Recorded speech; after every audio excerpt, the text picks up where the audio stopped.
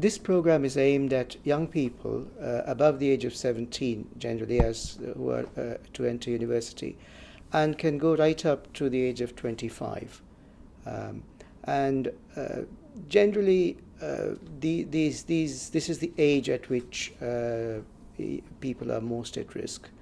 Um, when people go to university, they tend to mingle with a lot of other youngsters of similar age, and they come into their bugs come into contact with other people's bugs, and with this mixing, there's a risk that they encounter a bug with which they're not familiar, such as the meningitis W strain. And the importance of the immunisation, just how serious are these diseases? Well, meningitis is a pretty serious disease. We do have immunization programs against the C strain, and now we've introduced the B strain as well. But the W strain has not really been prevalent in this part of the world. It used to be, it's there in the Middle East and some other places. However, a particular strain seems to have come into our area in the UK and this part of Europe.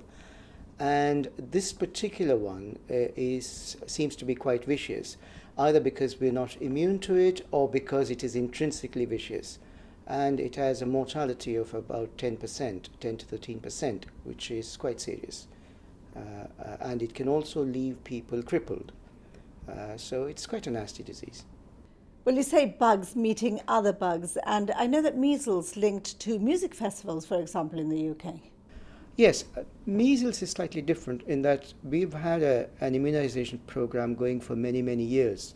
So had everybody been immunized, then there would be no measles, so to speak.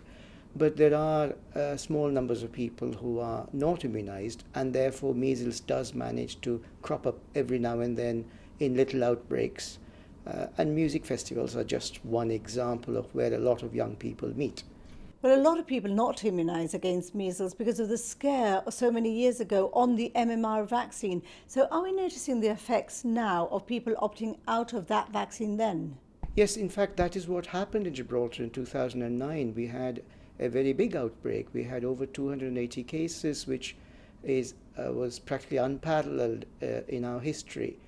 But the good thing about that was that made people a lot of people immune, and also we used that opportunity to reach out and find those people who had not been immunized and immunize them. So we feel that we've more or less done most to the people, if not all. But this opportunity is for those who still haven't got their measles vaccine to come and take that, as well as take the meningitis vaccine. What would you say to people who say that they don't believe in immunisation, that it is unnatural and that they'd rather go the natural route?